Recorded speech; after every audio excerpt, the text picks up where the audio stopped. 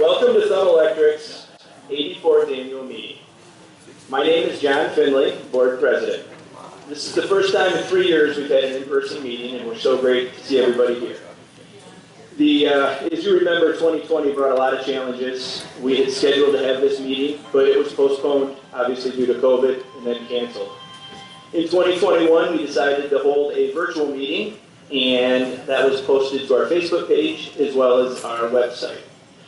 So, again, it's great to see everybody here, and we've got a lot of exciting things to share with you about what's going on with the electrical side and the fiber.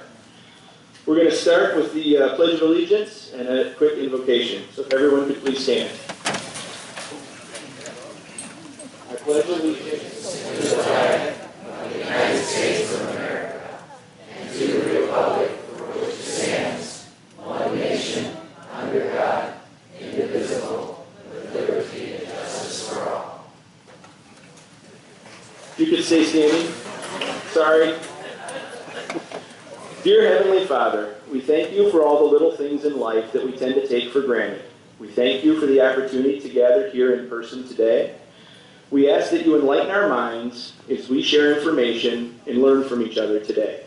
We ask that you bless the meal we will enjoy at the conclusion of this meeting. In Jesus' name we pray. Amen. I would now like to introduce the board. From Huron County District 1, we have Randy Dice. From Huron County District 2, Craig Ozentowski. Sanilac County District 1, Kim Nunn. Sanilac County District 2, Mike Rowlett. Sanilac County District 3 is Dane Krasinski. Dwayne was unable to join us today, but gives everybody his best wishes. Tuscola County District 1 is Louis Wenslow. Tuscola County District 2 is myself. And Tuscola County District 3 is Matt Summer. We have the TEC attorney, Kyle O'Mara, and General Manager, Dallas Brown. At this time, I would like to recognize and acknowledge 3 long-time employees that recently retired. Dennis Smalley retired in April of last year after 42 years of service. Rick Ewald retired in July of last year after 29 years of service. Vicki Laboon retired in March of this year after 35 years of service. And finally, Huron County District 3 Director Beth McDonald recently stepped down after serving 27 years on TEC's Board of Directors. These individuals have been an integral part of TEC's past success and have also positioned TEC for success in the future. I would like to thank Dennis, Rick, Vicki, and Beth for their combined dedication service of 133 years. Please join me in a round of applause.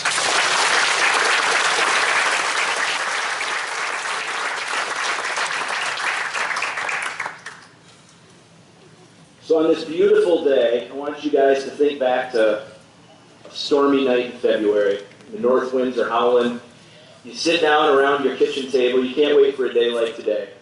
And the lights flicker. What's the first thought that goes through your mind?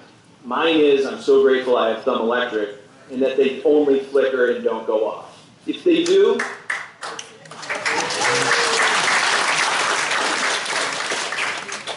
why does that happen? And I wanted to just give you guys a brief outline of that. The tree trimming that occurred last week by Cap'n, a local company, that helps so the trees don't blow and land on the line. The linemen out looking at the lines and checking the poles to see if they need to be replaced in the system and the wires. The office workers making sure the bills are paid and ordering supplies sometimes a year and a half out to make sure we have them. And taking calls from members like yourself that may say, we have a problem here, can you fix it? Now we add fiber to that mix. That's taking place on a day like today. At the end of that, our biggest goal is to make sure everybody comes home safely. Minimize the impact of a storm. If the linemen have to go out, if your power goes out, they safely get it restored as quick as possible. I'm proud to share that TEC's last lost time incident occurred in October of 2018. Good job to everyone for keeping this streak going. All current TEC and Air Advantage employees are the foundation, keeping the future of the cooperative and internet business moving in a positive direction. Please join me in a round of applause for all the employees.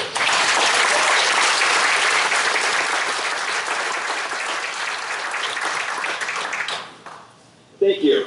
And now I would like to call the 2022 84th Annual Meeting to order. Official notice of this meeting was published on page 5 of the May-June 2022 edition of Country Lines magazine.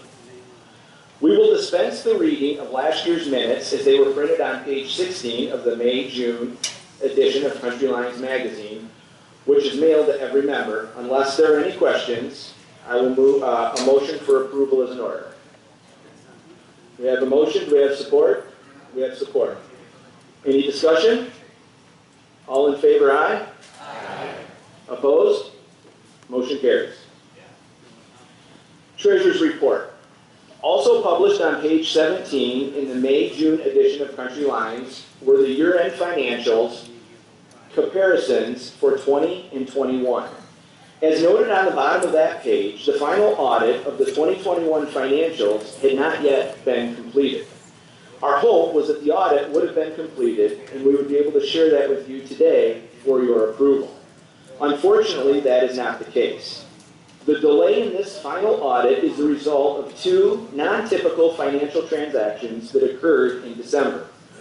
One was the asset sale of our propane business. The second was the acquisition of Air Advantage. As a result, membership approval of the 2021 financials, along with approval of 2022 financials, will occur next year at the 2023 annual meeting. However, I will share some finalized 21 financials with you in my President's Report, which I will present now.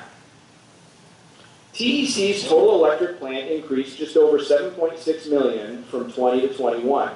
These expenditures and capital improvements, to name a few, include the purchase of 10 acres and warehouse for a TEC fiber build-out project, rebuilding identified circuits of aging pole and wires, upgrading sustained equipment, building new electrical services, upgrading substation equipment and building new electrical services, upgrading existing electrical services, purchase of trucks and vehicles, office equipment, and other investments that improve our efficiency and enhance our overall system.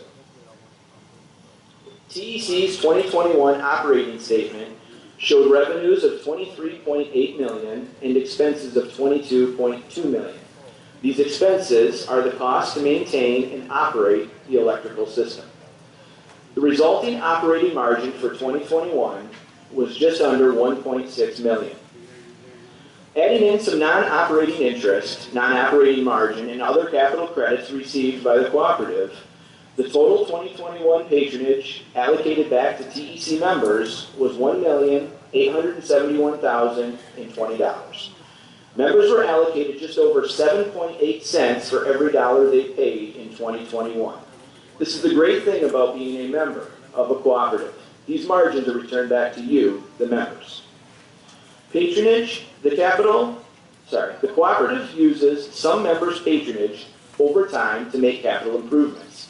At last month's board meeting, the board of directors took action and retired a portion of the 2021 allocation, along with the remaining balance of 1992's allocation and a portion of 1993's.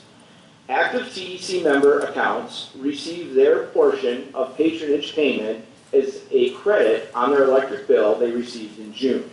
Since patronage payments have begun, TEC has paid back $13.6 million to its members. In 2021, TEC paid $1,046,726 in property taxes to schools, government, and other government agencies in Huron, Sanilac, and Tuscola County.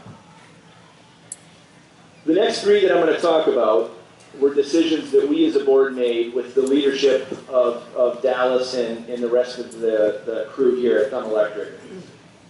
We had multiple advisors come in to discuss the pros and cons, and at the end of the day, everything was discussed, went back to you, the member. Is this the right thing to do for you, for our electrical system, and for the people of the Thumb? On December 29th of last year, TEC sold its assets to Cass City, oil and gas. TEC started the propane, we sold the propane assets to Cassidy Oil and Gas. TEC started the propane business in 1997, and that investment has resulted in a positive impact of $6.6 million to TEC members.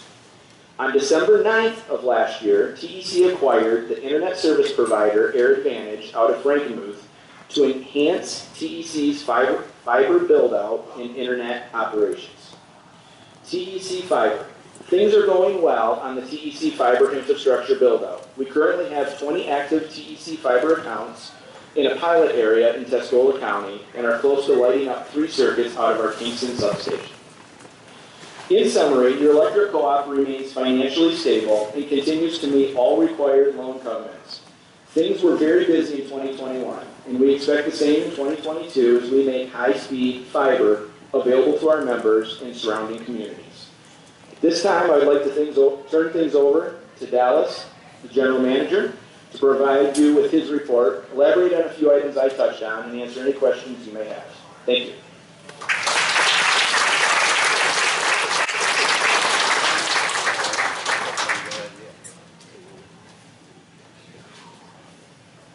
Well, good morning, everyone. And thanks, John. You did a fine job there. Needless to say, I'm very glad to be here in person today.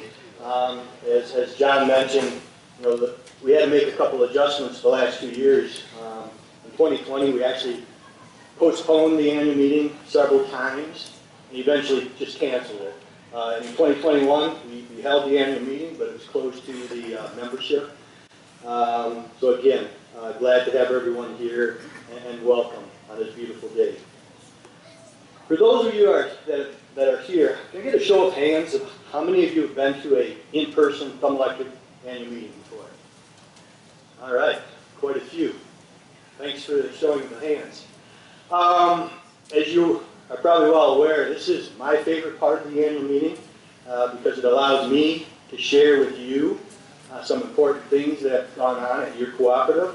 But more importantly, I get to have a conversation with you and about the things that you want to talk about or you have questions about or concerns about. So again, this is my favorite part. The interaction with you is my favorite part of this meeting. So with that, I'm going to open up, just talk about a few things. I'm going to elaborate on a few things John shared with you. And then really open the floor to hear from you, our members, on the issues that you want to talk about. So last year, we made a decision to get out of the electric water heater business after several decades of making the popular Vaughan electric resistive water heater available to our members. Show of hands, how many have one of our water heaters? Yes. So we understand this is an important program, and we did not take this decision lightly. 3 main reasons we decided to exit the water heater business, making them available to you, our members, is really the price of those units were starting to really, increase, and the result is you were paying a premium for those water heaters, and granted, they're Cadillac electric water heaters, but the price was getting to the point where you were paying a premium for that water heater. The other reason we made a decision was internally, our internal cost to offer that program to you, our members, was increasing. And then finally, the third thing, really the nail that the final nail in the coffin, there were some regulatory requirements that basically eliminated the production of the most popular size water heaters that our membership used, those being 50-gallon, 80-gallon water heaters. So those are the reasons we discontinued that program. In 2021, we continued our vegetation management program, in which our contractor, Cap Tree Services, is aggressively trying to get property owners' permission to remove the trees underneath our right-of-way as opposed to trimming those trees.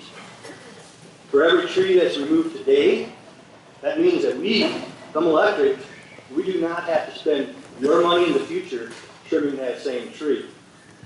And again, we're required to maintain a certain distance from those lines. But again, the most cost-effective way to use your money is to eliminate those trees from our right-of-way. So they're safe for our employees and the general public. In 2021, the co-op spent $2 million in our vegetation program. That's a lot of money, but we are making progress.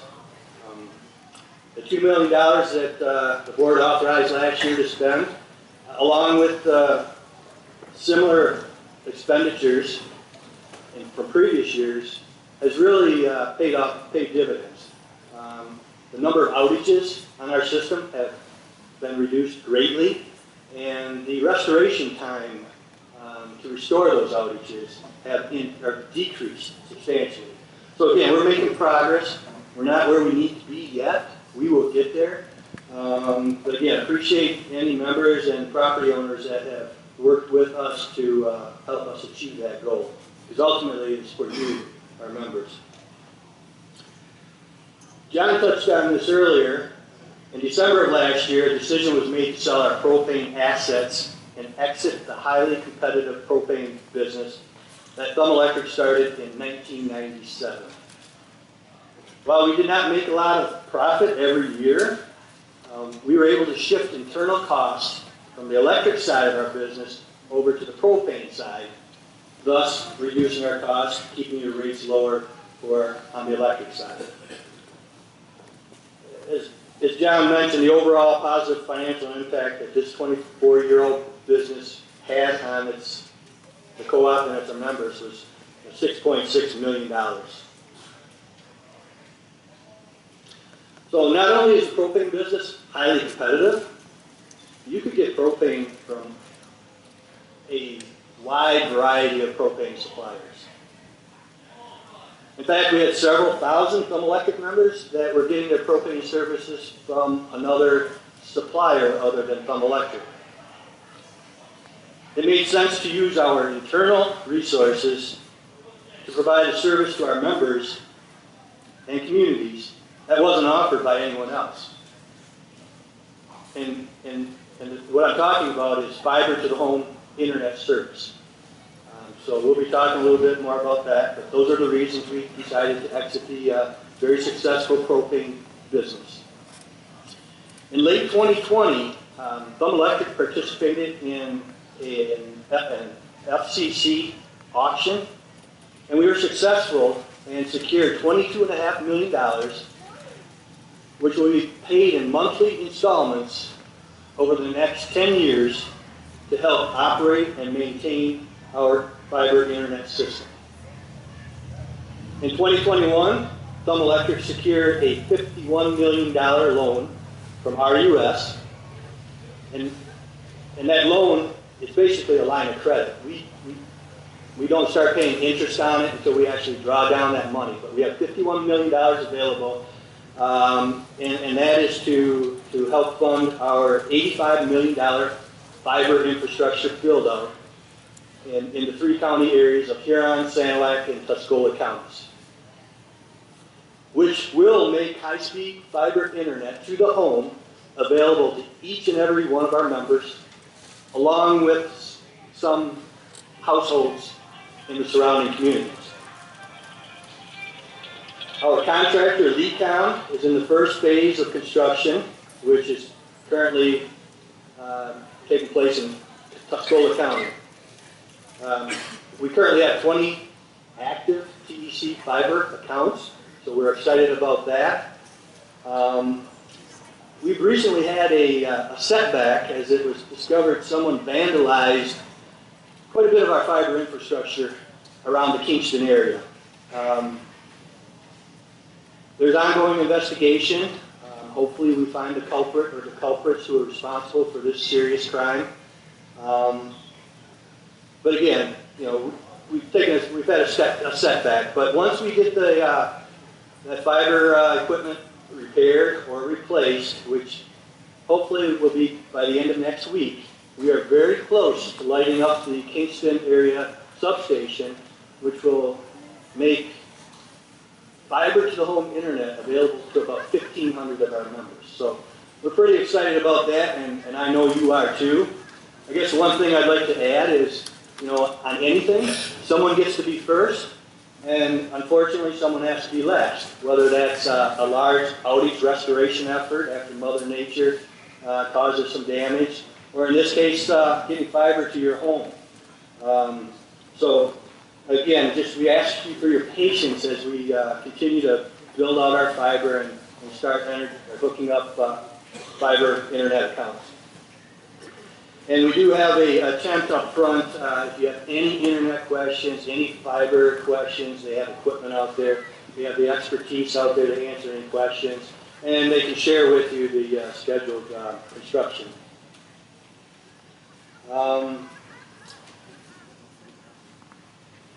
So to enhance our TEC fiber build-out, after 10 months of due diligence, which included surrounding ourselves with the experience, knowledge, and expertise needed to evaluate such a huge undertaking, on December 9th of last year, Thumb Electric acquired Air Advantage out of Frankenmuth. This acquisition will allow us to reduce our TEC fiber construction costs by approximately $7 million by utilizing the existing Air Advantage fiber infrastructure. The acquisition has allowed us to make TEC fiber to the home internet service available to our members at a much quicker pace. And then finally, last but definitely not least, the acquisition allowed Thumb Electric to obtain the Air Advantage workforce that was knowledgeable and experienced in running an internet service company. So again, I'm sure we'll have some more questions. I'd be happy to elaborate a little bit further when I open up the floor. A couple other things. We continue to work with our statewide and national organizations to ensure that any issues that may affect the availability, reliability, and affordability of electric service and internet services are heard by your elected officials in Lansing and Washington. I'd like to thank the Thumb Electric members that are currently supporting ACRE. And ACRE is the Political Action Committee for Electric Cooperatives. And I'd encourage all members to consider supporting ACRE as well. In relation to the last two items, I want to talk a little bit about recent reports you most likely have read or heard about on the news regarding potential power shortages and blackouts during peak use this summer in Michigan. I want to tell you that these concerns are real. And I want to assure you that if this does happen, we do have plans in place. But I also want to share with you that these concerns could become much, much more real in the future as current generation sources are shut down prematurely before there are generation resources to replace them. So in the very, very near future, as early as next week, we will be asking for your help to get the message out to our elected officials and the Michigan Public Service Commission regarding this situation. So look for some information. If you have an active, valid email account with us, you will see something come through on your email. If you follow us on Facebook, you'll see something on Facebook. If you don't follow us on our social media, please do. But again, we're asking for your help. And finally, I'd like to thank all the current Thumb Electric and Air Advantage employees that have been a huge part of positioning the co-op and Air Advantage to where it is today. And these same employees will be a very huge part of the cooperative success going forward. So with that, I'll open up the floor, and hopefully there's lots of questions, comments. They can be on subject matters I briefly talked about, or they could be something else that I haven't touched on. So, any questions out there? Yes? So you just commented on, expect those to be hours long or days long, such that we should buy our own generation? Yeah, so the question was regarding to the potential blackouts. The question was, should members be prepared themselves and buy a generator and be prepared to fend for themselves? First, I want to elaborate that a lot of things have to happen badly for blackouts to occur. But with generation capacity as short as it is, if one main generating plant goes down, that could start the ball rolling. And these reports came from MISO, the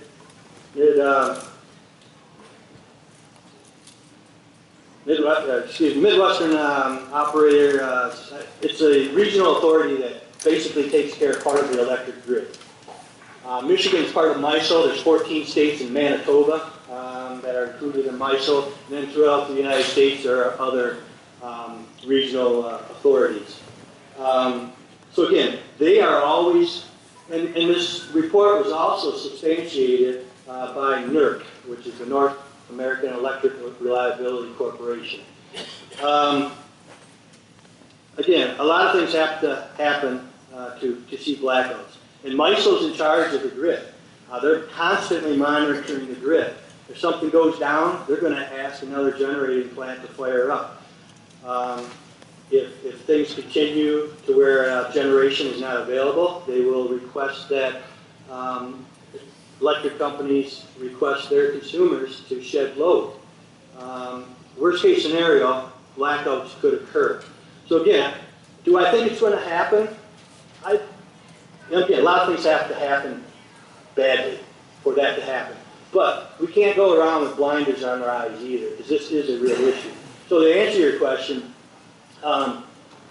it's always good to have a backup generator. And even in the cases where maybe some electric has an outage and you're out of power for a while. Do I think it's necessary? No. We have plans if things progress in this direction. And some of those plans include, we have generating facilities in at our Carroll plant and Ubly plant. We have about 22 megawatts of generating capacity. Some of those units in Ubly, we actually have them bid into the MISO emergency generation capacity. So if a situation were to occur, first thing that would happen is we would get a call from MISO saying, hey, those units that you have bid in and said are available, we need to fire them up. Now granted, these units that we have bid in, some of them are natural gas units, but most of them are diesel. I'm hopeful we don't have to run because they're older units. We don't run them every day. We exercise them once a year to make sure they're ready to go. But if we have to run, we have to run. And at $5 diesel fuel, there will be an extra expense. The second thing we would do if this situation occurred, we have load management capability. A lot of our members, like yourselves, have allowed us to put load management equipment on your water heaters and some of your air conditioners. We would run those programs to shed load. So between the generation and shedding load, we would be doing our part. The next step would be to get on our social media, get on the radios, and ask our membership to voluntarily shed load. All in an effort to reduce or prevent a serious situation, which could be rolling blackouts.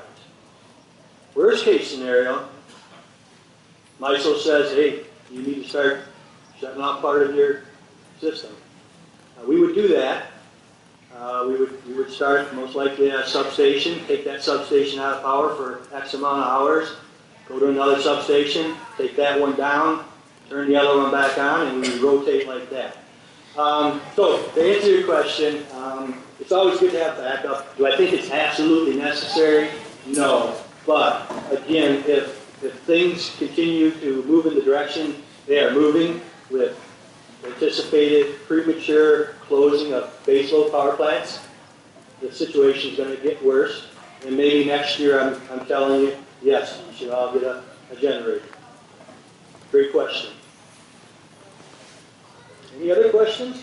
Yes. So, are seeing the energy prices skyrocketing right now, how's that affecting some electrical and Great question. The question relates to increasing electricity prices and how's that impacting Thumb Electric. Fortunately, we have a all requirements power supply with CMS Enterprise. All of our electric needs are earmarked from the Dearborn Industrial Gas Plant that CMS Enterprise owns. Our current contract is good through May 31st, 2028. So we have about 6 more years remaining on that. And that price is firm and will not change from the price today to 2028. So we're good. We're good for, but again, we always keep our hand on the pulse of energy supply if it makes sense to look at the market kind of down when the market's down, which it has not been down, everything is up.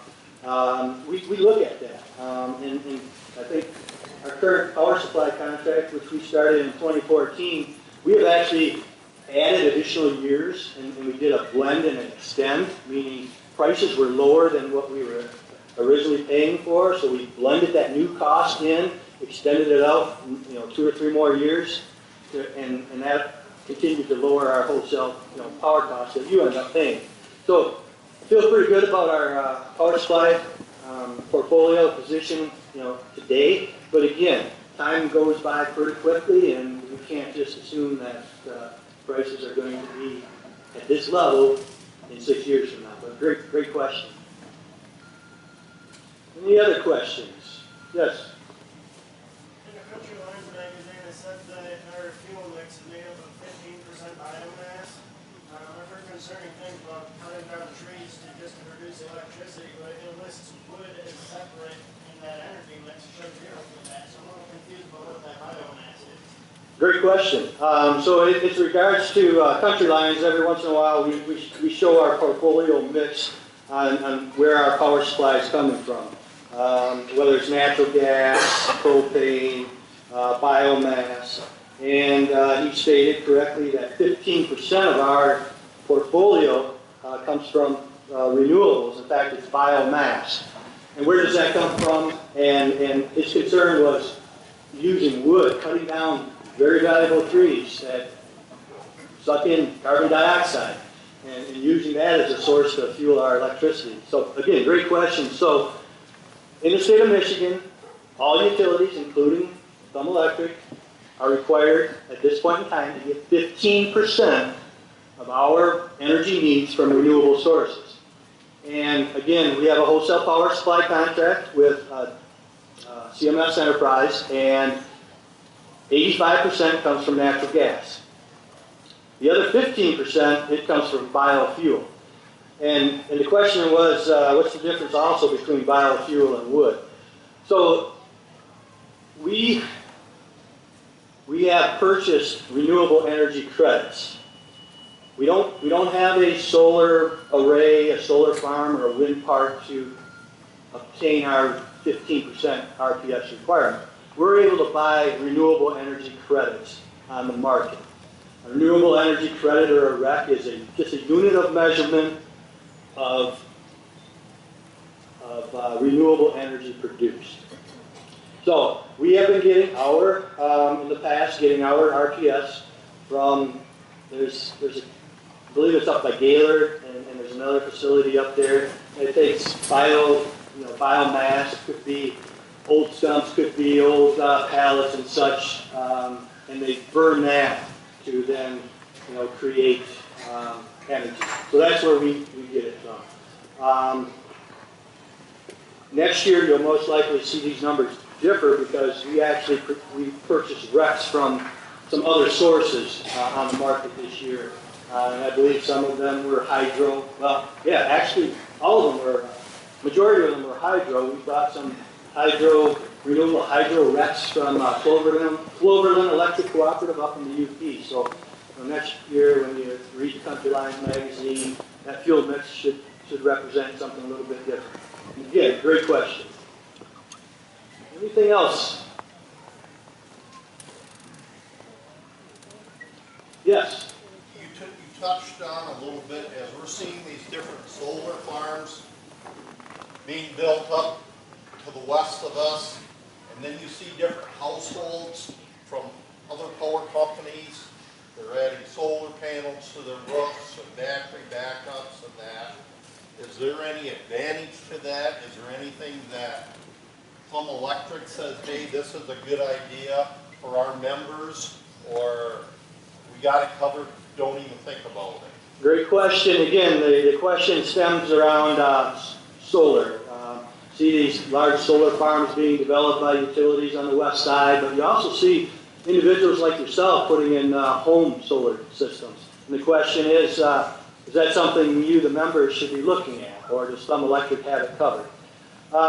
So again, as far as meeting your requirements, our RPS requirements, we have you covered there.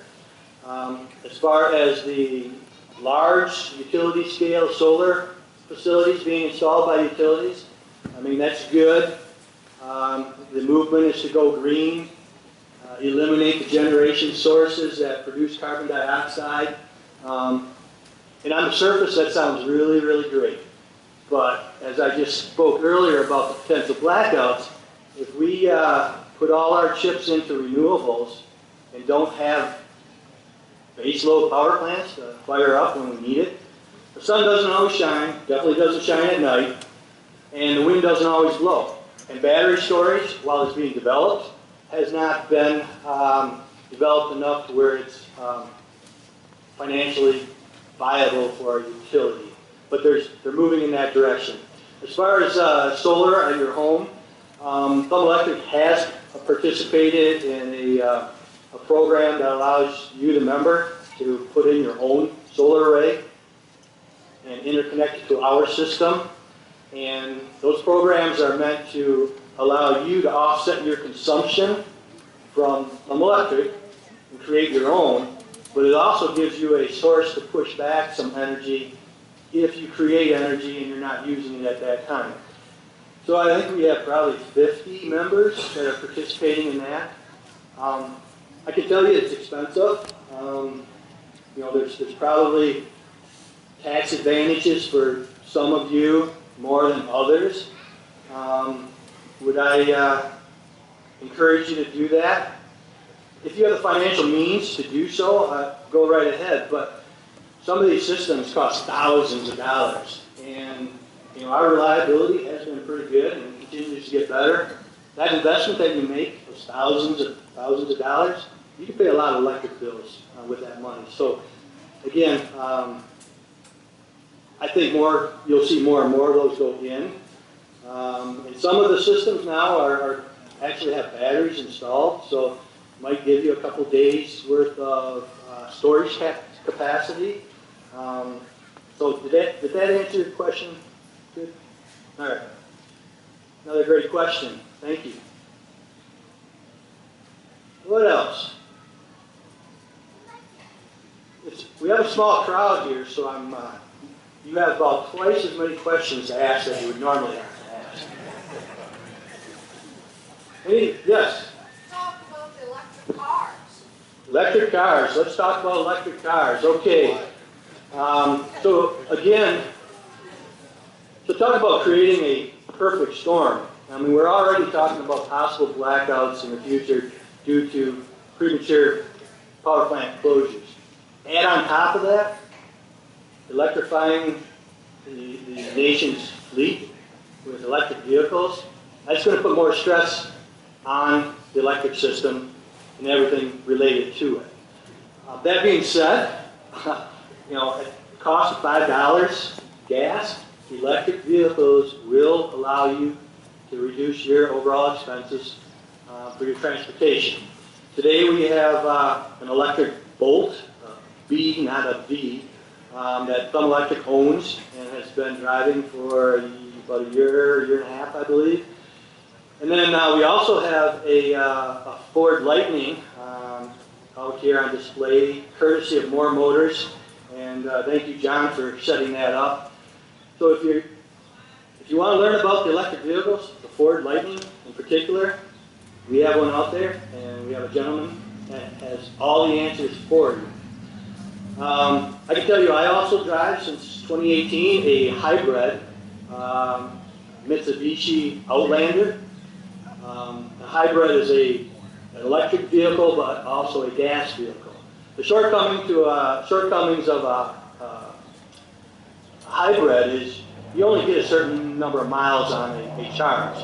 And in my case, in that vehicle, and most hybrids are like this, you get about 20 miles on a charge before it kicks into fuel. It's great for short distances. It costs, and I plug it in to just my outlet at home in the garage. It costs about $1 of electricity to go 20 miles. So compare that to $5. If you have a vehicle that gets 20 miles to a gallon, your cost is $5. Hybrid's $1. So the savings are substantially there. Did you have any other questions really regarding? I do. How many miles can you get on a full electric car? Great question. How many miles can you get on a full 100% electric vehicle? Everyone varies, and I'm going to say around 300. But again, every model varies, and I would encourage you to talk to the gentleman from More Motors that's by the Ford Lightning. And if Mitch Hearn should be out by our electric Bolt. He should have all that information for you. So again, the drawback right now for electric vehicles, if you have a range of 300 miles and you're going 340 miles somewhere, that becomes very problematic because once you run out of juice, you're there. So they call that range anxiety or destiny anxiety because you don't know if you're going to make it. So as we move into the automotive fleet becoming more electric, there needs to be an infrastructure of electric vehicle charging stations throughout the area, throughout the expressways where everyone's going to travel. If you're using that locally, you're going to be okay, but if you want to travel to Grand Rapids on the other side of the state or go out of state, that could be problematic. And there are apps out there that will show you where the closest charging stations are. I can tell you I've used that app and I've been disappointed when I get there because they're out of service or there's only one and someone else is plugged into it. Luckily I'm driving a hybrid and I have some gasoline that'll get me to where I need to be. How long does it take to charge an electric car? The question is, how long does it take to charge an electric vehicle? Again, that varies on a hybrid. So there's three types of chargers. There's a level 1 charger, which you just plug into a regular outlet, 120 volt outlet. There's a level 2 charger, which is connected to a 240 volt circuit in your house or your business, and that runs off a 30 or 40 amp breaker. So very similar to what a electric clothes washer would be or electric stove and range would be. And then there's called a level 3 or a supercharger. Superchargers are meant to plug in and get a charge up to that battery about 80% in a matter of 10 to 15 minutes. That's really what's needed out there because when you're going traveling, maybe you want to stop in at a gas station, a convenience store, you need to plug in, and you're there for 10 minutes, getting a pop or a water, and that'll work great. So those superchargers or level 3 are meant to charge in a very fast amount of time. The drawback on the electric system, though, is there's a lot of power being used at once. So you have to, the transformer has to be large, the service has to be large.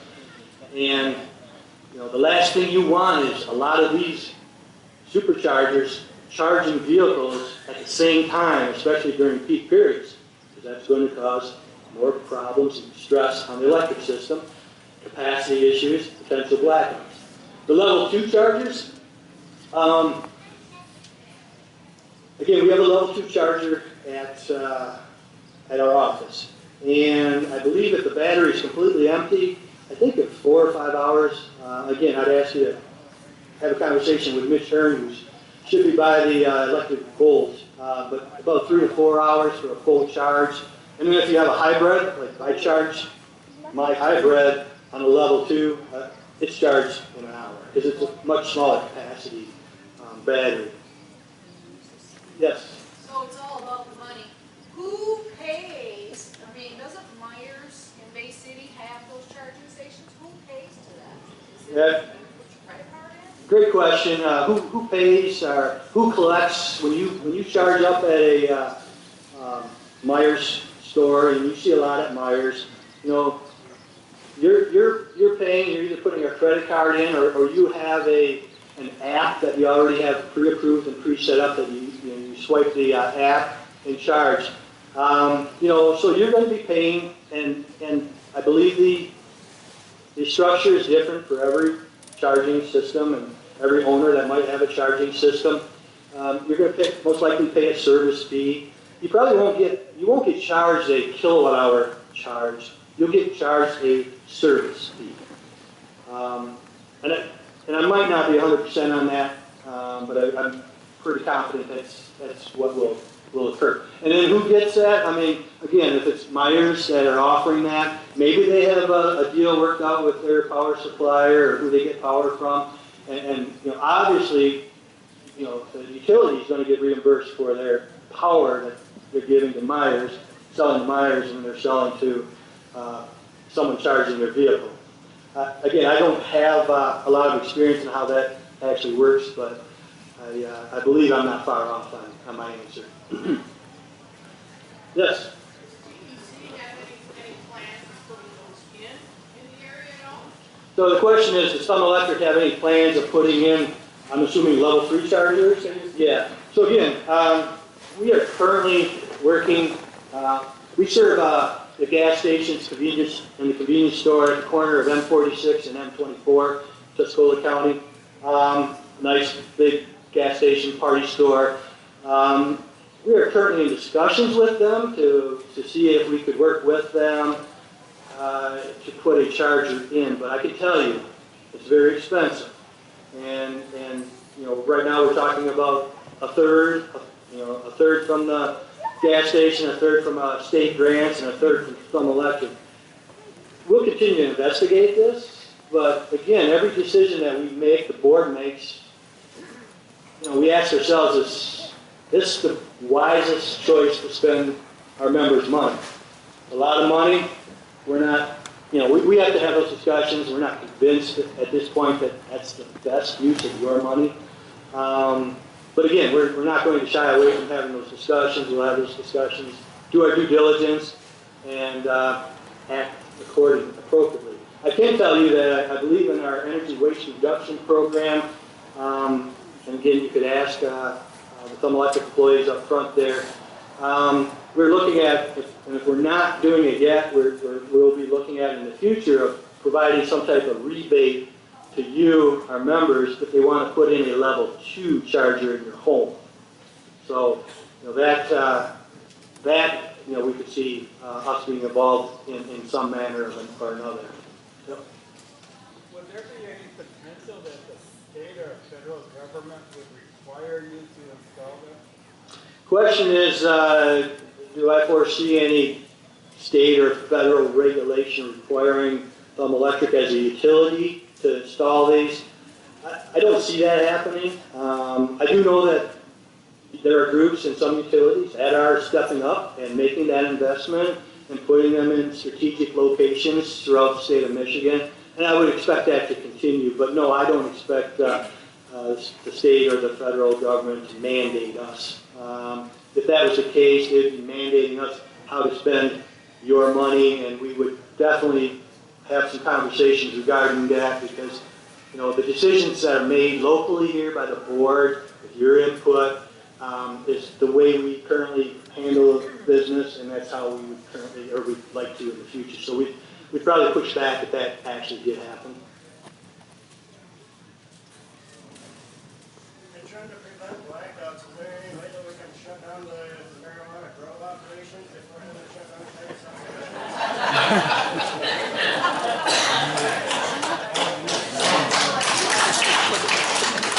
If you here, the question was, in regards to blackouts, is there any way we could require the marijuana growing facilities to shut down before the rolling blackouts occurred? No, all we can do is ask. And along that line, I know there have been some members and some officials, township officials, that are not happy that we provide service to grow operations. But the reality is we're in business to provide electric service to those that want it, have obtained the required permits from the townships and the counties. And we can't arbitrarily pick and choose on whether we want to provide electricity to a large dairy facility or a grow operation. So those are the reasons that we have, and we do provide quite a few grow operations with electric service. But again, all we'd be able to do is request them to do so. John, you have a question? Dale, you touched on energy waste reduction. Back when I was with Croswell, it was called energy optimization. And I thought it was due to sunset in July 20, or was it July 21? Okay, is energy waste reduction now ongoing? Because they changed the name, but the program is basically still in place, and they're still requiring the co-op to make more efficient choices when it comes to replacing electric items. Yep, great question, John. So again, originally the energy waste reduction program was called energy optimization. The name changed at some point because I think energy waste reduction meant more. But again, this stems back from the 2008 energy law in Michigan. That's really where the RPS requirement started. And currently we're at a 15% RPS mandate. But at that same time, all electric utilities, including your co-op here, had to offer programs to entice you to reduce your electric consumption or become energy efficient. John mentioned that he thought that EWR program sunsetted in 2021, and he's exactly right. For electric and electric co-ops and municipalities, it does in fact and did in fact sunset in 2021. So we are not required to continue those EWR programs, but I can tell you that the state of Michigan,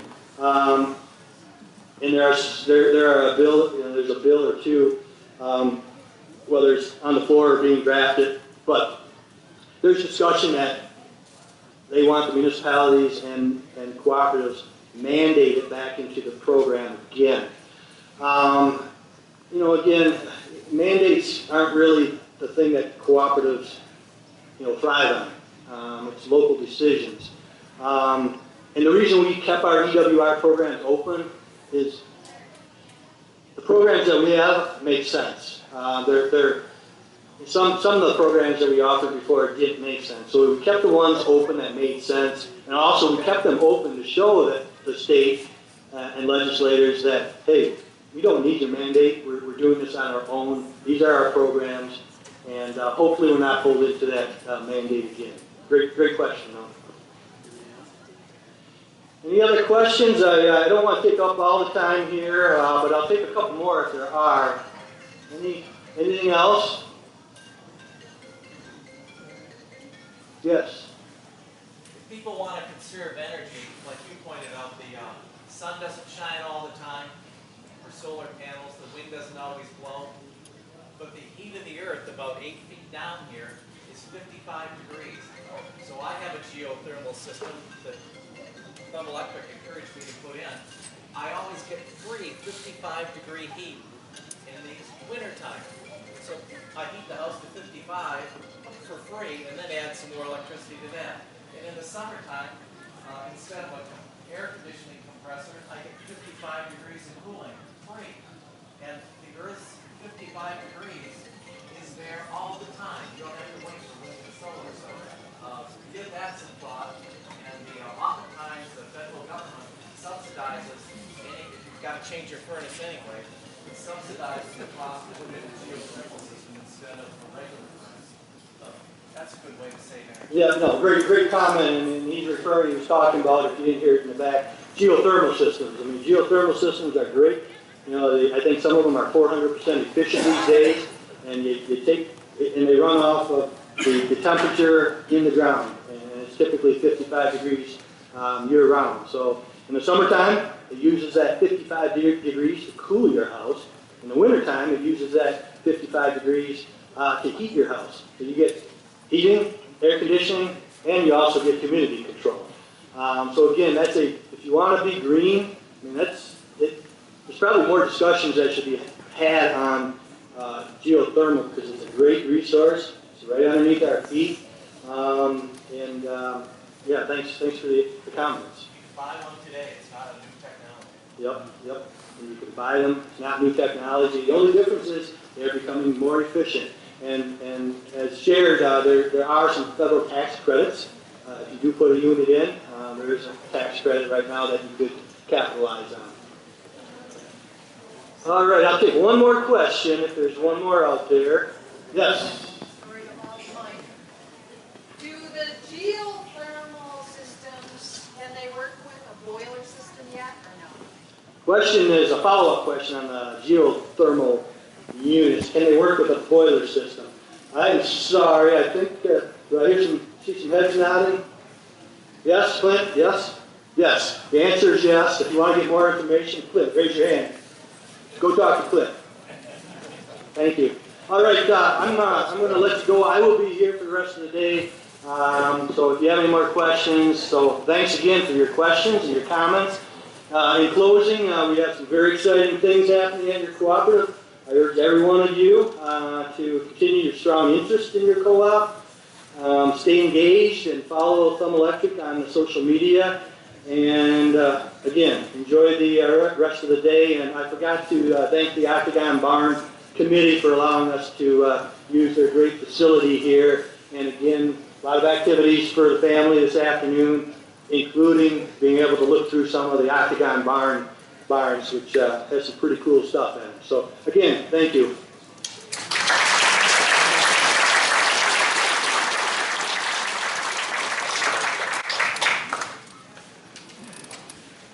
As you guys could see from that, we're awful lucky to have Dallas. He's got a lot of information.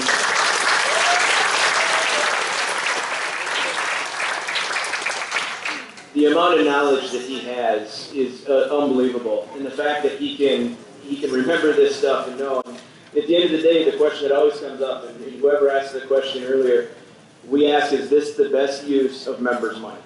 It's your money. Is this the best way to spend it? And Dallas is always a proponent of that. So I'm just really impressed. Thanks, Dallas. We need now to have a motion to approve the President's report. So is there a motion? We have a motion. We have support. Any discussion? All in favor? Opposed? Motion carries. We need a motion to approve the General Manager's report. Okay. Motion. Support. With support. Any discussion? All in favor? Opposed? Motion carries. At this time, I would like to turn things over to TEC Attorney Kyle O'Mara as he facilitates the in-person voting of directors in bylaw revisions.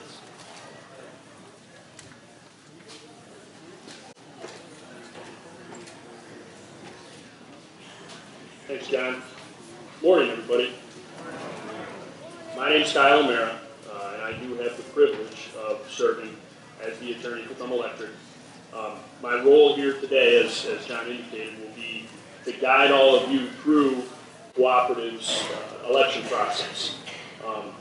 As many of you probably remember, TEC started offering mail-in ballots back in 2019. Last year, the bylaws were amended to allow the option of online voting as well. Both of these measures are intended to get as much participation and as much input from the members as possible. And to that end, we had 387 members vote either by online or mail-in ballots this year. Now, of course, those of you who have not yet voted that are here today, are going to have the opportunity to do so.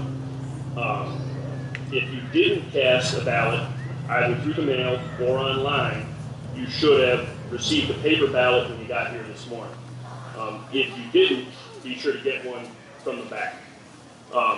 If you have already voted before the meeting, but you did receive a paper ballot by mistake, please do not vote again.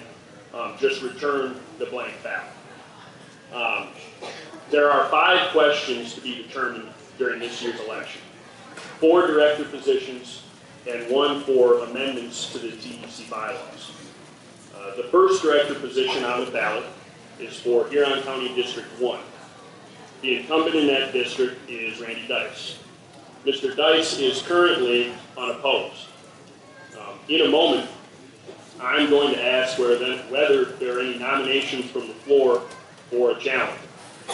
Keep in mind that anyone nominated to run would need to be a resident of that district. And if you aren't sure about your district, there are some maps posted throughout the town. So, with that, at this time, I'm asking whether there are any nominations from the floor to challenge Randy Dice for that position. Hearing none, I would entertain a motion to close nominations and proceed with Mr. Dice as the only candidate for the Huron County District 1 seat. Do I have a motion? Motion? Support? All those in favor of that motion signify by saying aye. Aye. Opposed? Motion carries. The next district on the ballot is Sanilac County District 1. The incumbent is Kim Nunn. The challenger is John Peck. At this time, I'm asking whether there are any nominations from the floor. Hearing none, I would entertain a motion to close nominations and proceed with Mr. Nunn and Mr. Peck appearing on the ballot. A motion? Motion? Support? I have support. Those in favor of that motion signify by saying aye. Aye. Opposed? Motion carries. Next, we have Tuscola County District 1. The incumbent is Louis Wensloff. The challenger is Stephanie Bruce. Again, at this time, I'm asking whether there are any nominations from the floor. Hearing none, I'd entertain a motion to close nominations and proceed with Mr. Wensloff and Ms. Bruce appearing on the ballot. Do I have a motion? A motion, any support? Support? It's been moved and supported. All those in favor of that motion signify by saying aye. Aye. Opposed? Motion carries. The final director position appearing on this year's ballot is Tuscola County District 3. The incumbent is Matt Summer. Pursuant to the TEC bylaws, Matt was appointed back in November to fill the vacancy created by the resignation of Director Carl Cousins. The challenger in that district is Brian Becker. Again, at this time, I'm asking whether there are any nominations from the floor. Hearing none, I would entertain a motion to close nominations, proceed with Mr. Summer and Mr. Becker appearing on the ballot. Do I have a motion? Motion? Any support? Support. All those in favor of that motion, please signify by saying aye. Aye. Those opposed? Motion carries. So, we have our candidates, and in a moment, you're going to have the opportunity to hear from them. Please keep in mind, when you're listening to the candidates, to the nominees, that your Thumb Electric Board of Directors serves the cooperative as a whole. This means that when you cast your ballots, if you haven't already done so, you will vote for all 4 open positions. It doesn't matter what district you live in or what county you live in. So again, you're going to hear from the candidates. Each of the nominees will have a maximum of 5 minutes to address the meeting and explain why they feel you should support them. At the end of those presentations, those of you who have not yet voted will be able to do so. Your ballots will then be collected by our volunteer tellers to be counted. So, for the first presentation, we'll start with Mr. Dice from Huron County District 1.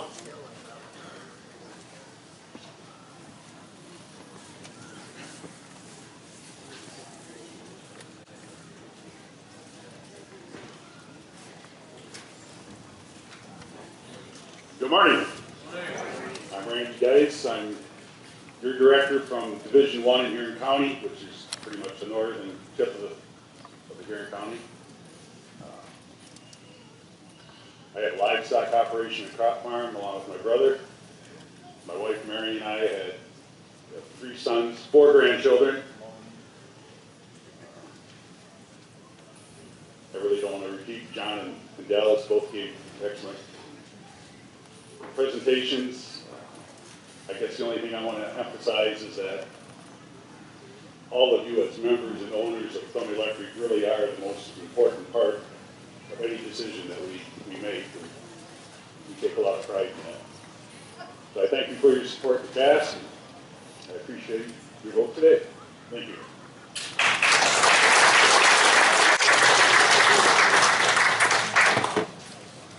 Thank you, Randy. Now we will move on to the candidates from San County District 1. First, the incumbent, Kim Nunn.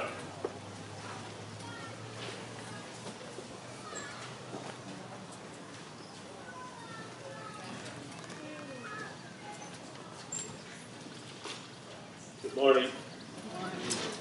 My name is Kim Nunn, and I'm running for the director of San County District 1. Thank you for all of you for taking your time out of your busy day to attend the 84th annual meeting of Thumb Electric. I want a special shout out to my wife. We've been married 43 years this year. It's been an honor serving in this board, working with General Manager Dallas, the board members, and employees.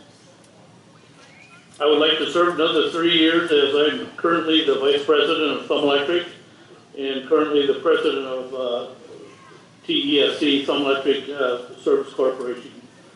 Keeping the lights on has always been a priority of mine.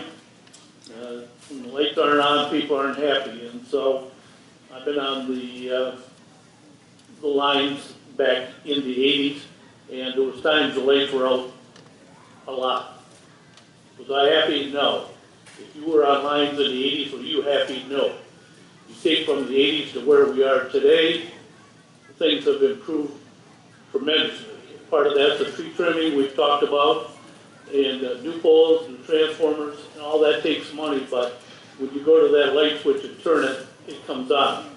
And that's what we expect as directors, to have a good system that is reliable for you every day of the year. Our new adventure in the TEC fiber to the home. This will be a big task for Thumb Electric to take on. We're confident it's needed in the rural area to improve the standard of living. And that's part of our job as a director, is to make sure things have improved in the area. Yeah, it's great that we got good, reliable power, but now the big thing is that we need fiber to the home. Whether it be a business, a farming operation, you know, I've got wireless service from one of our competitors. They're guaranteed 10 and 3. A lot of times I get 1 and 1. When you get fiber to the home, it'll be unbelievable. It'll be so fast, you won't believe it. The things you'll be able to discontinue as far as expenses at the home will be, you'll just be amazed. Unfortunately, like Dallas said, we can't get everyone on in a short period of time. We're going to work as fast as we can. I'm in San County, so it's going to be a couple years for me, but it's okay. But when we get it, it's going to be a great deal. I would appreciate working for you as a director for another 3 years, and I'm asking you for your vote. Thank you.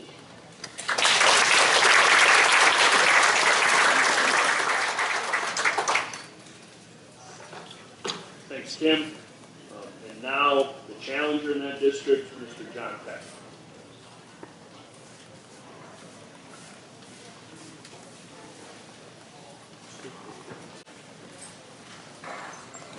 Morning, ladies and gentlemen. It's good to be out in the sunshine. Excuse me. I'm running in District 1, San County. I spent just a little short of 33 years working for the city of Croswell. and I started as a laborer, and I left as a superintendent. And one of my primary jobs at the end was to buy and sell bulk power. And I was truly blessed to be able to ride and meet with our director, Dallas Braun. And while I was attempting to buy good, reliable, affordable power, he was doing the same thing for the co-op. My wife Christy and I have been co-op members since, I think, '05. And we're in the very southeast corner of the Thumb Electric footprint. And our outages are slim, little, and none. Occasionally I have a squirrel that wants to commit suicide. And so I'm the only one in the neighborhood that's out of lights, and I can usually find the problem before the guys get there, because it's usually laying at the bottom of the pole. But I want to thank Dallas's team, everybody in the office, all the linemen. They make it happen. They do a good job. They work hard. Back when I was a lineman, I spent some time in a bucket truck with their group, working storm, and it was hard work. It was cold work. It was dangerous work, but I'll never forget the day those 3 little girls were standing in the window with the coats on, and we lit up the transformer, and the Christmas tree came on. It was Christmas Day, or it might have even been the day after. I don't know, but that feeling in my heart will be there forever. So I kind of got energy in my veins, and I'm really excited about fiber to the home. Although I know where I'm at in the district, it's going to be a few days yet before I get it, but it's a good thing. So thank you.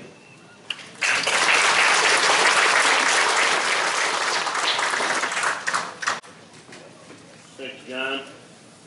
Next, we're going to hear from the candidates for Tuscola County District 1. First, you're going to hear from the incumbent, Louis Wenslaw. Stephanie Bruce, the challenger, prefers not to address the meeting today, but would appreciate your support. And Stephanie, maybe you could stand up and give a wave. Mr. Wenslaw?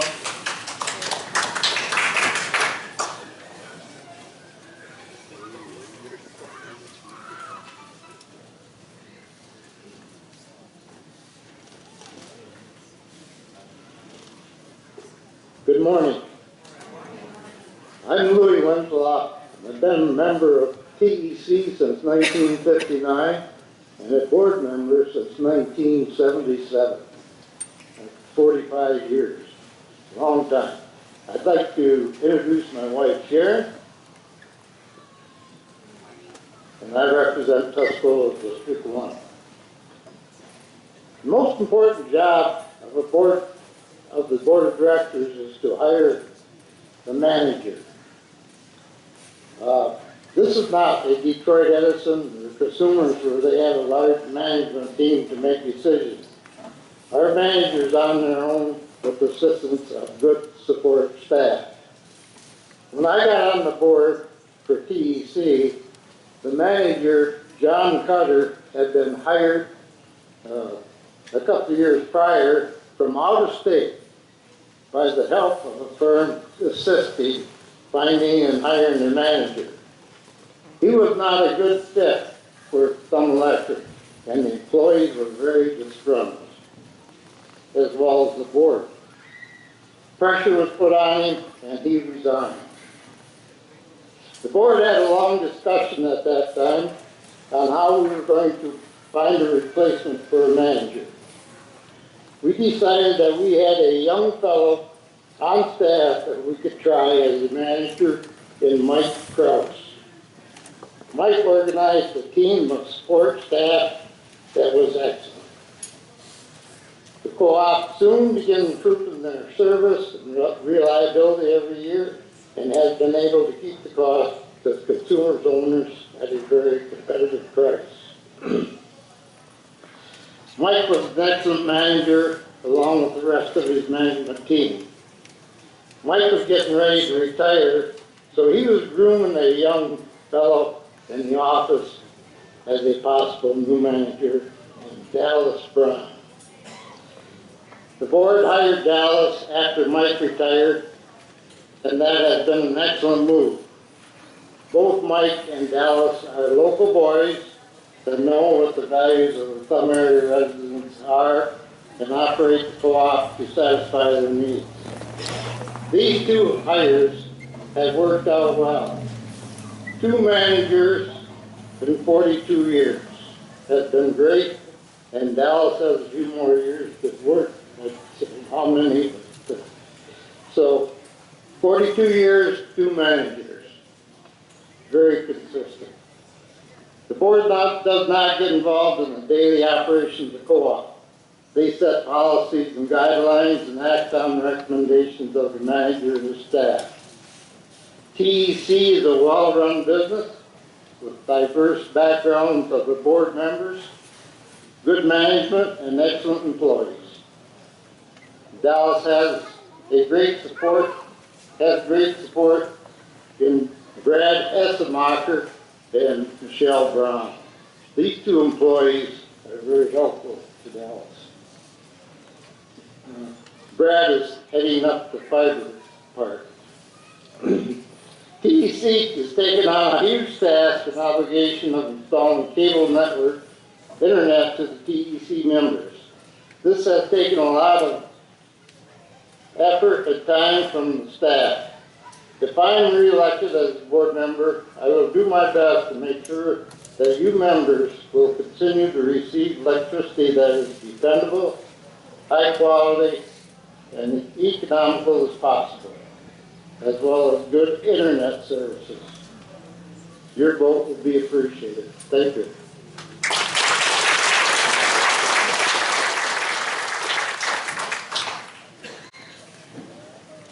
Thank you, Louis. Finally, we're going to move on to the candidates from Tuscola County District 3. We're going to start with the incumbent, Matt Summers.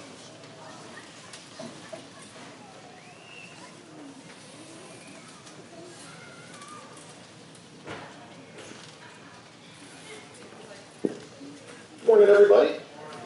My name's Matt Summer, and I'm the new guy on the board. I joined in November after a director search after the previous board member for Tuscola County District 3 resigned. So I've been very blessed to work with this board. They are a very cohesive group. They care very much about the membership, and I think they've served us very well. I live in Millington, or kind of equidistant between Millington, Vassar, and Mayville, with my wife Laura of 21 years and our 4 children.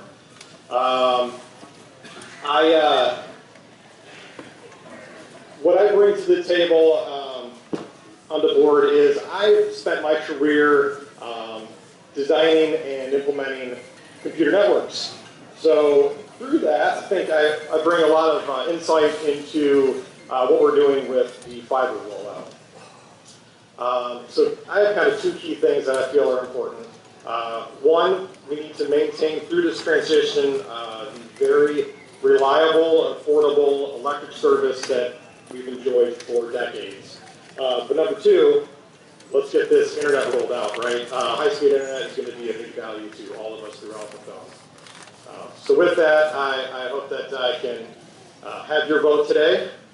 It's nice to see you all today. Thank you for coming.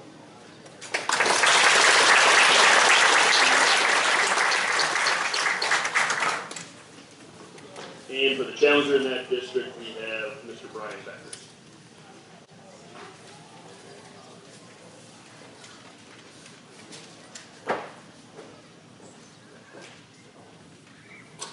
Hello, my name is Brian Becker. I want to thank everybody for coming. I'd like to thank everybody for the opportunity to be a possibility to be on the board of directors. I was pretty impressed that they even would offer me the position, but I'd like to thank everybody. Me and my wife Jenna, also we have 7 boys. We live in the Millington area. We farm with a small cash crop and livestock operation, and then we also own a small trucking company. Working mostly with ag community, just staying local, in-state. We farmed and been involved in trucking most of my life. Growing an ag background helped me be more diverse with the community, being able to be around everybody, work with different people, work with different areas that need attention.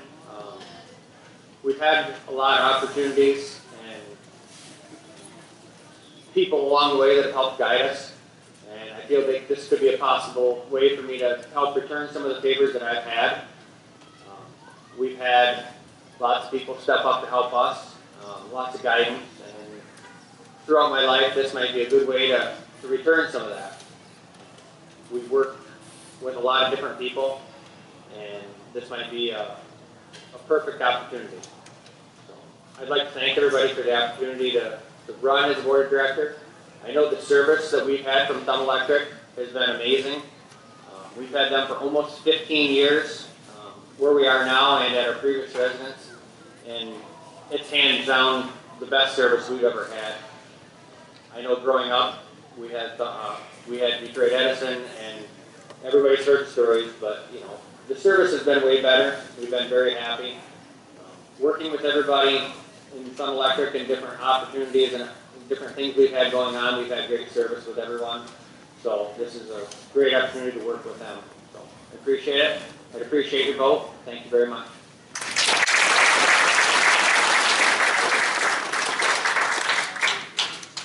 Thanks, Brian. So that concludes the candidate presentations. One more time, let's give all the candidates a round of applause.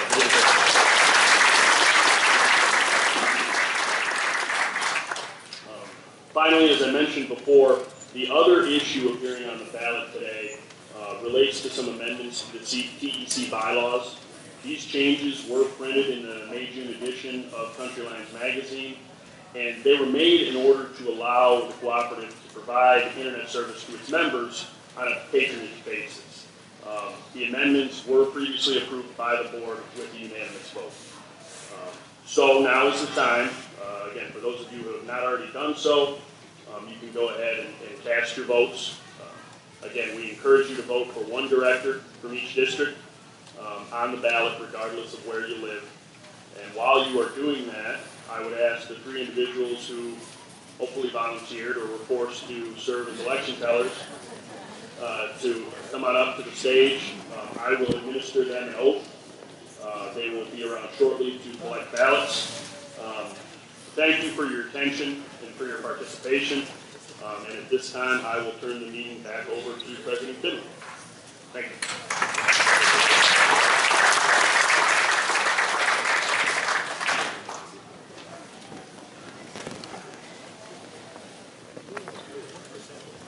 Okay, well, you guys are doing that.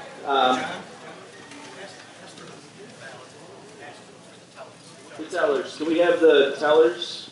Hopefully we have 3 of them. Can you come up here, please? Yeah, we need one from Sanilac if someone would like to. Anybody from Sanilac County willing to come up and help? Come on up. Thank you.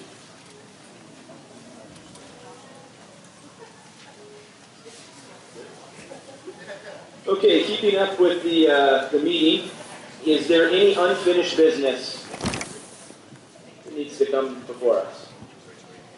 Seeing none, is there any new business? Okay, seeing none.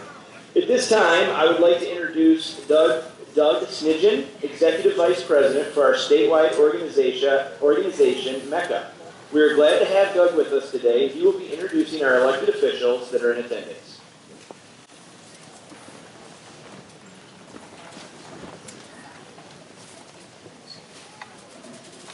Well, good morning. So, as stated, I work for the Michigan Electric Cooperative Association. There are 9 electric co-ops in the state of Michigan, just like TEC, and almost 900 across the country. And so one of the things we do at your statewide association is just advocate on your behalf of your co-ops with the issues that are important to the co-op and to your community and to your quality of life. So if you listen to the news, you might get the impression that Americans don't or can't get along, particularly when it comes to politics. And what's really nice about working with co-ops is that's just not true in our circle. It seems like we're able to build really good relationships with all of our elected officials. It doesn't matter if they're Democrat, Republican, Independent. It seems like everyone can agree on co-ops. And part of that is just, for our reputation. You saw the democratic process that happened here today. Look at the community that's gathered under this tent. And again, a reputation for always keeping you, the members, in mind when we provide services. So with that in mind, it's my privilege to introduce several elected officials who are with us here today. We unfortunately don't have time for questions, just because I think, number one, it's between us and lunch as well. It's starting to get a little warm under this tent, isn't it? So we have asked each to give just a brief 3 to 5 minute address, and then they said they'll stick around for a little bit after the formal presentation here if you have any one-on-one conversations or questions you'd like to have. So, with that, please welcome our first elected official, U.S. Representative Lisa McClain. And as she's making her way up here, I'll let you know that Congresswoman McClain spent more than 30 years in business before being elected to office in 2020. She is a Republican, serves on the Committee of Armed Services, and has been a very strong supporter of Thumb Electric Cooperative, particularly on the broadband internet. So please welcome Congresswoman McClain.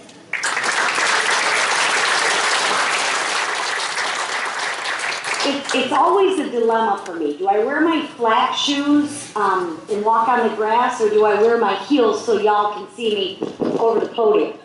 I'm short on one end. But thank you very much for allowing me to come here and just address you for really a quick 3 to 5 minutes. I can barely say my name in 3 to 5 minutes. But in all honesty, this, if you look around, this is what is right with America today. I mean, look around. People working together for one common goal. And I wish we could get off Facebook, and I wish we could figure out how to get the media out of the way, because at the end of the day, if we can work for one common goal, we all do better, and the saying, all boats rise. So thank you to Thumb Electric. You guys do a phenomenal job of getting power, getting resources, getting hopefully really quick broadband to your communities. I'm not going to go into detail right now, but if you'd like, I'll stay after. We are working on funding, legislation, and whatnot in Washington to bring monies to the rural communities. I am going to take just 2 minutes and talk about this for a second. One of the things that changed recently was earmarks. We used to not do the earmarks, and earmarks are where we put requesting to bring money back to the communities. We voted yes on earmarks. Listen, I think Washington has a spending problem. There's no two ways about it. When we spend 129% of our GDP, we have a problem. However, with that said, earmarks passed. And I will bring money and have brought money home to our communities, because I'll be doggone if I'm going to let those monies go to other communities and not bring them back to ours. So we are working on dollars, resources to get you the services that you need. Unfortunately, it works a little slow. But at the end of the day, know this: if you have issues, questions, concerns, if we can help in any way, shape, or form, please do not hesitate to reach out to my office or myself. Happy to talk to you.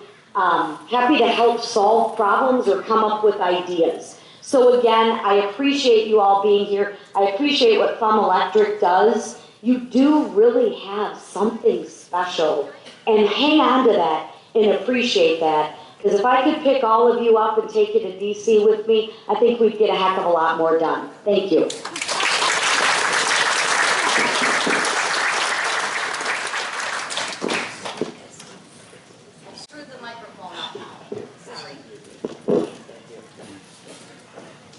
Thank you, Congresswoman. So next up is Senator Daley here.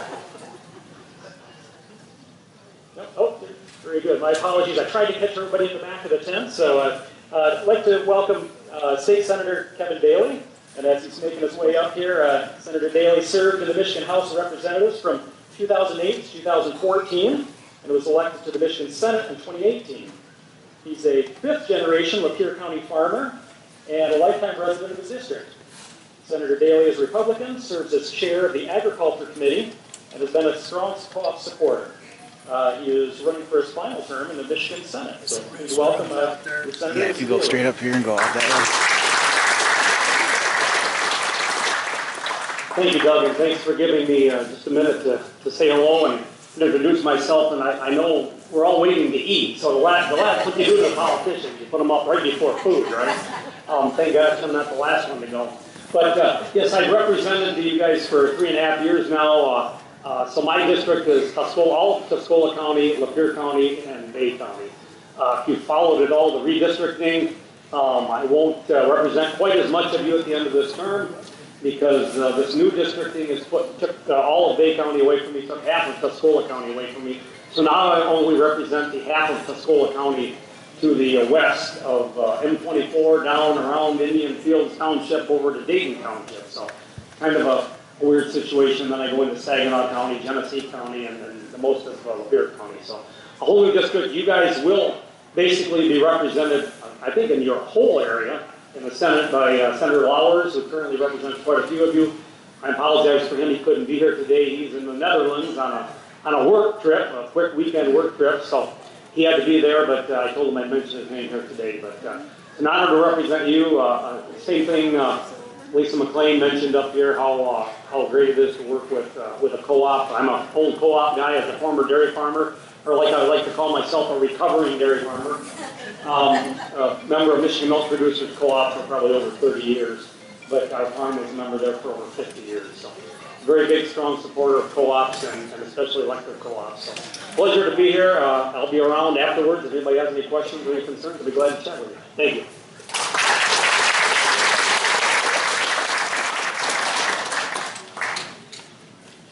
Next, please welcome State Representative Phil Green. Representative Green lives in Millington and served as a school administrator, assistant pastor, and youth minister prior to his election to the Michigan House of Representatives back in 2018. He's a Republican, serves on the House Appropriations Committee, and has been a strong co-op supporter. You might recognize the name, too, because Representative Green happens to be the son of former Senator Mike Green, who's also a very strong co-op supporter, so I want to mention that as well. So please welcome your state representative.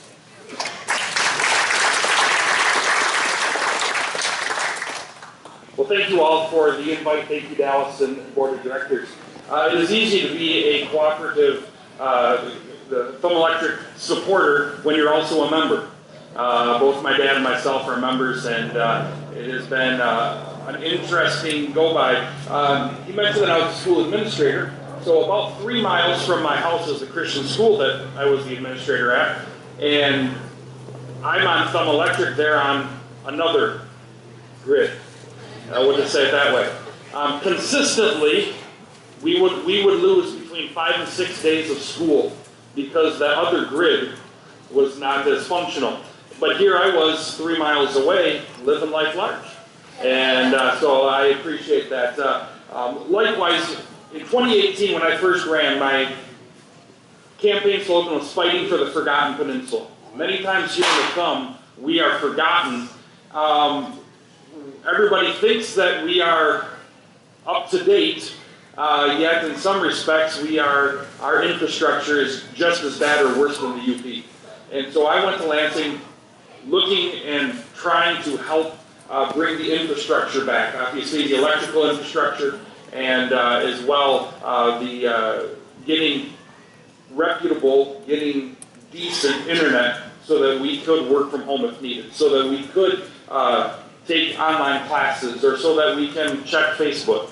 At my house, I have a great electrical service. On a good day, I get 4 megabytes down, 1 megabyte up, so my wife and I cannot scroll Facebook at the same time. It's wonderful. We lose out on so much. But it's been a blessing over the past several years to work with Dallas and the board as we begin this build-out. And I say we, I know they are doing the work, but to see the vision that I had of what could happen, and then to watch them do it, and I'm not saying in any way, shape, or form that I forced them, but just we needed it, and then this organization came up and began providing that service. So I'm looking forward to that. As I finish up, I just wanted to make a mention to Dallas. He's been mentioning me a lot today, talking about being green, the Green New Deal, green infrastructure. I'm going to tell you, number one, it's not easy being green. But as I leave, I would like to ask your support, and I'll just simply say, go white. Thank you very much.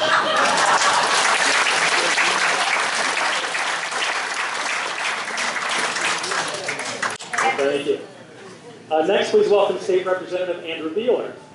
Representative Beeler is from Fort Gratiot, spent 5 years as a surface warfare officer with the U.S. Navy, graduating from the Naval Academy in 2014. He's a Republican, serves in the House Energy Committee, and has taken a keen interest in co-ops and energy issues. We welcome your State Representative Beeler.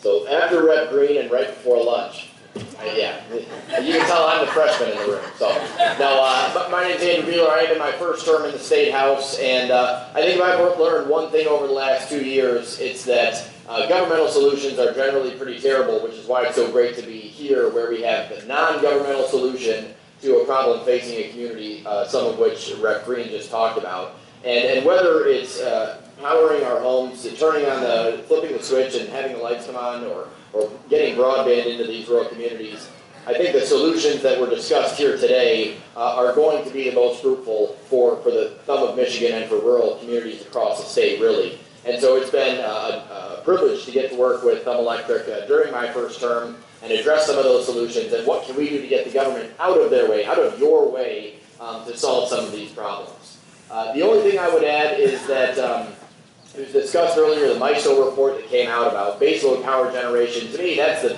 most existential threat to the energy grid in Michigan. And unfortunately, I don't come here with an answer. All I can say is that it was described, as one of my colleagues mentioned in that committee last week, as the most important issue we should be talking about with regards to energy policy. So I'll say that it's top of mind for your lawmakers in Lansing. It's top of mind for me. Because we are faced with so many unrealistic solutions when it comes to energy policy. And I'm just here to say that you have common sense folks, both in Lansing and in DC, who are advocating for common sense solutions, non-governmental solutions that continue to power our homes and provide broadband to some of our communities. So it's been an honor to work on behalf of the County of Santa Ana County for the last 2 years, and I'm looking forward to hopefully doing that for the next 2 years as well. And thanks so much for giving me an opportunity to speak.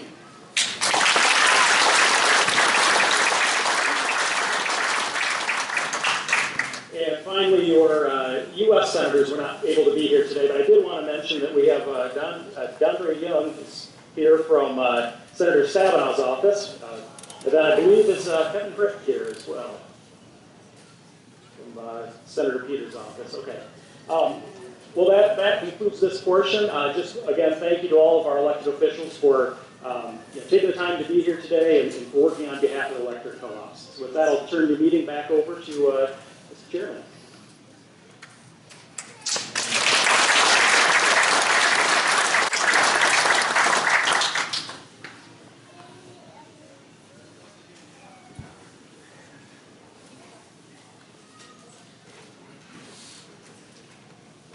See, I thought I was done, and then they tell me to get up here and tell jokes.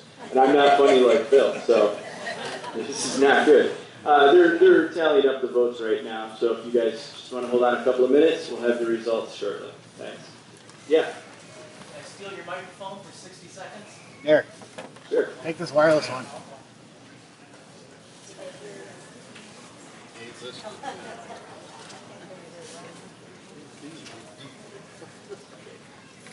Hi, my name's Ed Kubiak. I worked for Detroit Edison for 40 years, and then I've been retired up here for 15 years, and I really love it. But what I wanted to tell you was I ended up being the chief engineer for Detroit Edison, which was a wonderful thing to get the chance to do. So I was in charge of the operation of the electrical grid, not the power plants, but the electrical grid. I was in charge of the capital expansion of the electrical grid. I had a $1 billion budget to spend to work on Detroit Edison's electrical system. But if your lights went out, it was my fault. If it took too long to get them back, that was my fault too. And if your electric bill is too high, that was my fault. I was in charge of all that. And I was very proud of the work we did at Detroit Edison. We were one of the top 10 utilities in the United States from an outage standpoint and from a restoration standpoint. But I have to tell you, that's what I stepped up here for. Because like I said, I've been up here 15 years. I live up here full time.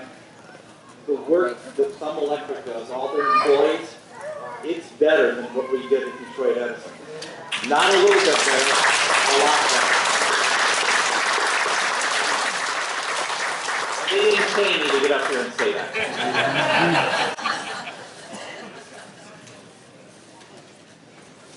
All right, they're continuing to tabulate the final results, so John didn't have any good jokes to tell. So I'll just, well, any more questions for me? Well, do I finish to talk about the barn?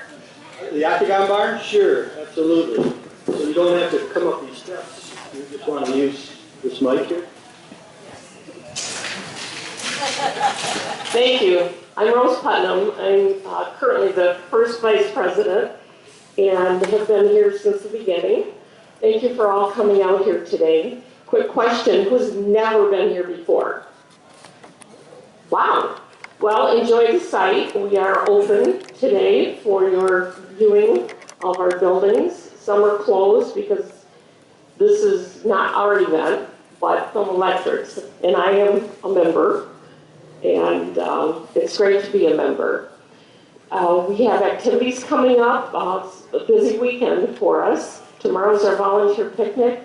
We have a tea party on Wednesday, and then we're going to have music in the barn in July 16th and 17th. We have open house weekend. You can come back for free the last weekend of July.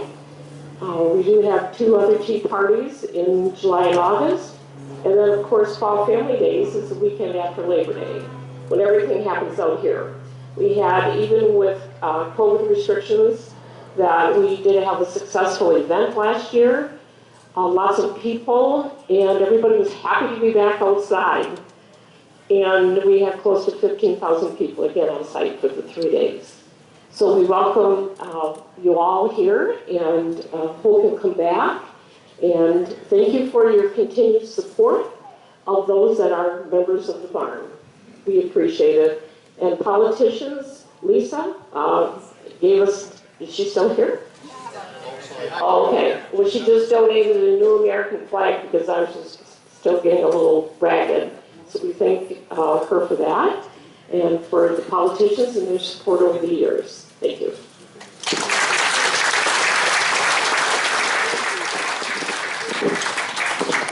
Thank you, Rose. While I have a few more minutes here until we get the final results. So I didn't really touch on TEC Fiber, but we do have a tent out front. If you have not stopped by, please talk to the people there. Again, we have Brad Usmacher, who's our broadband fiber manager, but then we have 4 very talented AirAdvantage employees manning that tent as well. So if you have any questions regarding the services that will be made available to you through our TEC Fiber network, please stop and ask them. Any more questions for me? Anything? Yes, there's one up front here.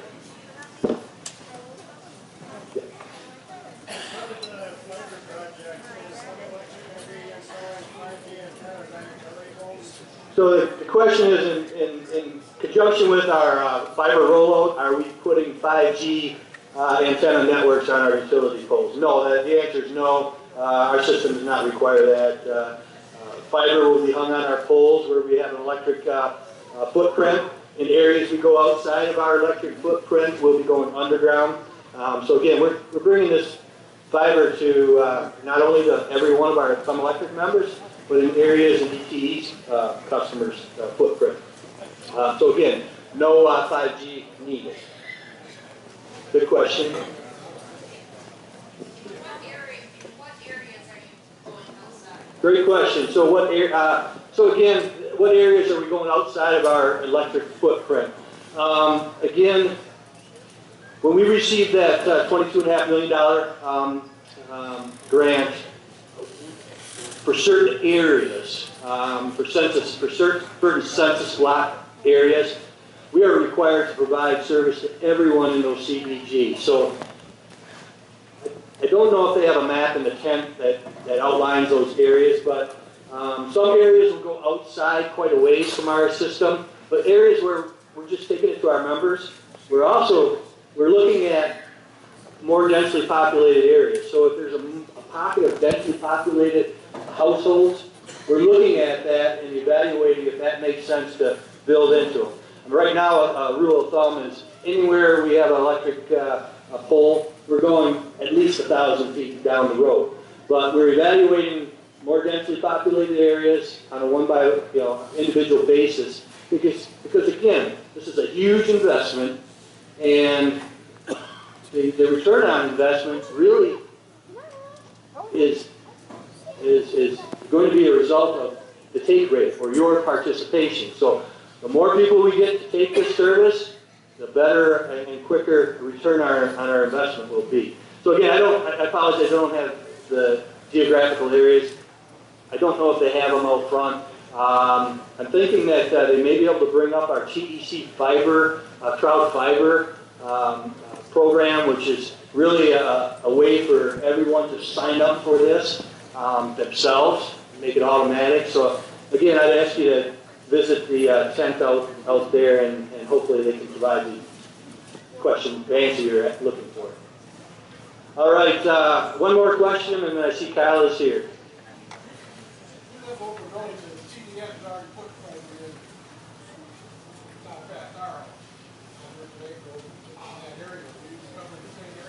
Yeah, so the question is, this gentleman lives down in the Millington area. TBS has recently put fiber in there, running by several of our members' homes. The question is, are we still going to do that? Yes, the answer is yes.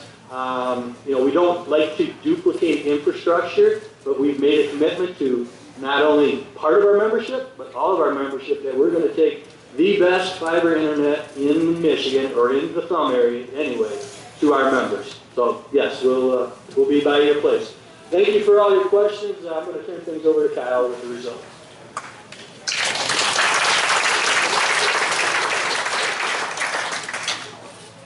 Thank you, Dallas.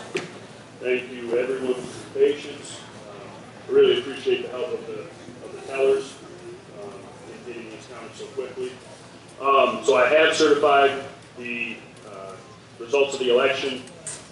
The winner in Huron County District 1 is Randy Dice, the incumbent. The winner in San Lake County District 1 is the incumbent, Kim Dunn. The winner in Tuscola County District 1 is the incumbent, Louis Wenslaw. And the winner in Tuscola County District 3 is the incumbent, Matt Summer. Additionally, the amendments to the bylaws pass overwhelmingly. So thank you for your participation, whether you voted again before the meeting or for those of you that voted here today. Again, the goal here is to get as much input, as much participation from the members as possible. So we really appreciate it. At this point, I would entertain a motion to adjourn the meeting. You can let everybody go for lunch. Is that a motion? Motion to adjourn, support here. It's been moved and supported that the meeting be adjourned. All those in favor, please signify by saying aye. Aye. Opposed? Motion carries. The meeting's adjourned. Thank you.